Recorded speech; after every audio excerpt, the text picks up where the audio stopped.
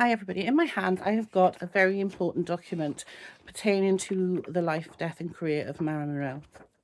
It's a one-page sheet of paper with some amendments on it. It's from the Margaret Herrick Library at the Academy of Motion Picture Arts and Sciences. And these are the terms and conditions that 20th Century Fox wanted Marilyn to agree to before she was allowed to return to the set of Something's Got to Give.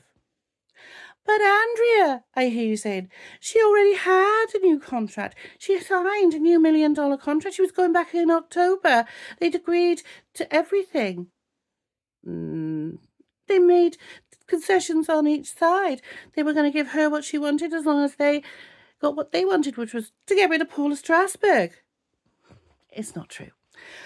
So the reason that we were told that she had this amazing new $1 million contract that was signed and that she was going to get rid of Paula Strasberg and they were going to get rid of Cuco was basically because of the 1990 documentary Marilyn, Something's Got to Give, produced by Fox Entertainment News and hosted by Henry Shipper. This documentary was the first documentary in years to show footage of Something's Got to Give, not just little clips, but extensive footage.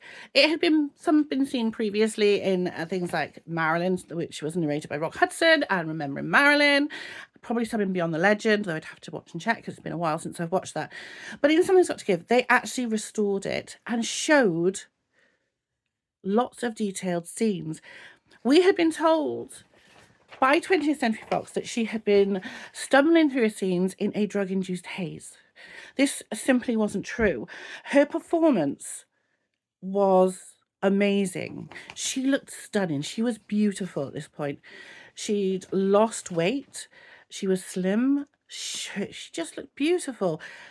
And her work was on a par with anything she'd done in the past.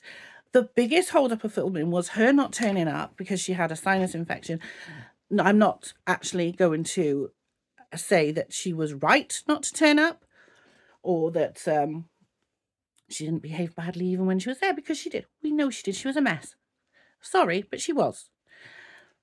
But she appears for like 12 out of 31 days of filming. That's not even half the filming.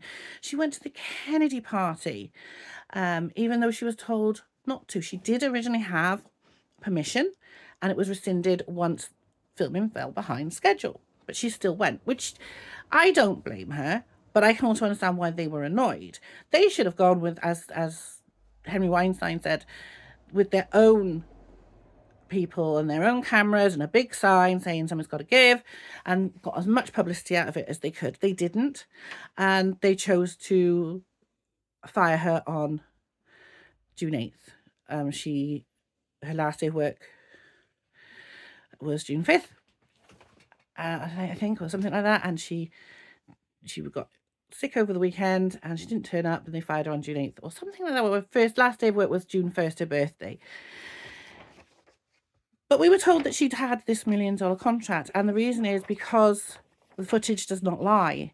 It shows Marilyn being a very good Marilyn. She was speaking in a more natural voice.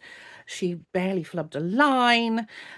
The fact that, like I said, the most hold-ups were her not turning up, and also they lost a day of filming due to an uncooperative dog. Even Henry Weinstein in that documentary said they should have just got a new dog. They should have gone on and filmed something else and got a new dog and tried again. But no, Cuca did it all day. And Marilyn laughed, and she did it, and she was crouched on her spiked heels. How she did that, I don't know.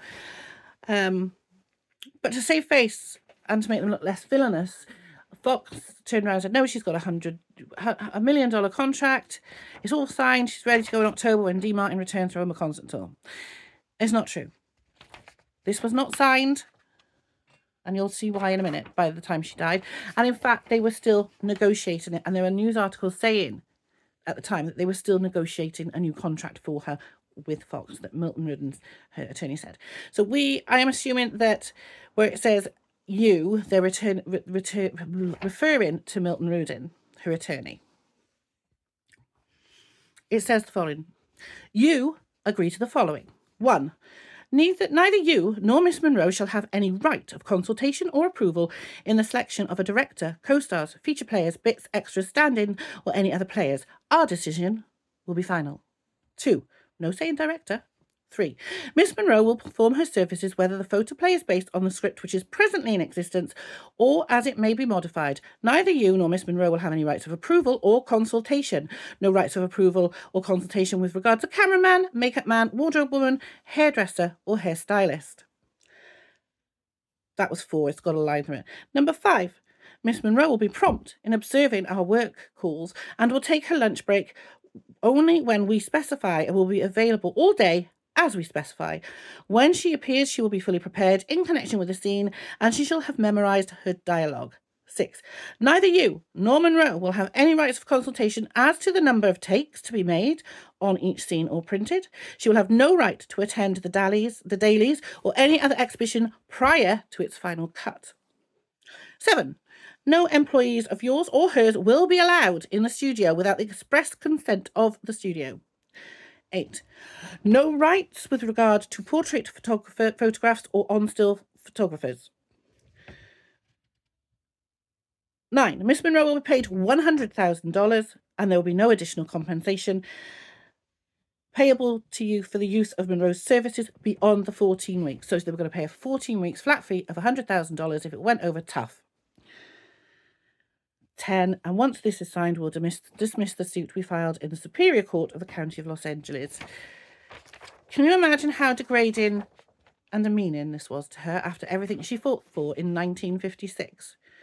Everything she achieved from that to walk out, forming her own production company, was being stripped away. She was being treated worse than a contract player. This would have been enough to push me over the edge. And with Marilyn and the state she was in, we don't know when this was issued to Milton Rudin. We don't know if Marilyn saw it, but I'm pretty sure he would have spoken to her about the contents. Would you sign a contract that stripped away every single right you'd earned as the biggest star of the studio over the previous 10 years? You know, you worked hard to get with her. Yes, she was trouble and they needed something to keep her in line. But this was going too far. Now, this is official. This is from the Fox Archives and it is in the Margaret Herrick Library at the Academy of Motion Picture Arts and Sciences. I found it on Marilyn Remembered. A guy named Fraser Penny was kind enough to post it, and he does every time somebody brings up the wonderful contract, he will post it. But Marilyn had not signed a $1 million contract with Fox. They wanted to strip her of every right she deserved and earned, and wanted to treat her no more than a slave, no better than, in fact, even worse than when she was a contract player. So her life wasn't all sunshine and roses. It really wasn't, though we want to believe that it was. She wasn't. With everything else, could this have been what pushed her over the edge? I don't know. Let me know what you think about this in the comments below. Would you sign it?